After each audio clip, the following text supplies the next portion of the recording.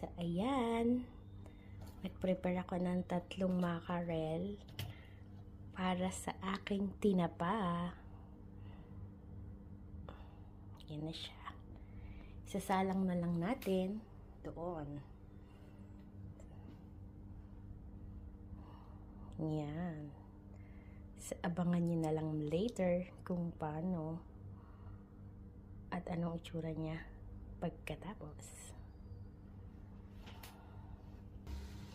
So, ayan. Nakasalang na. Hintayin na lang natin maluto at tatakpan na natin siya.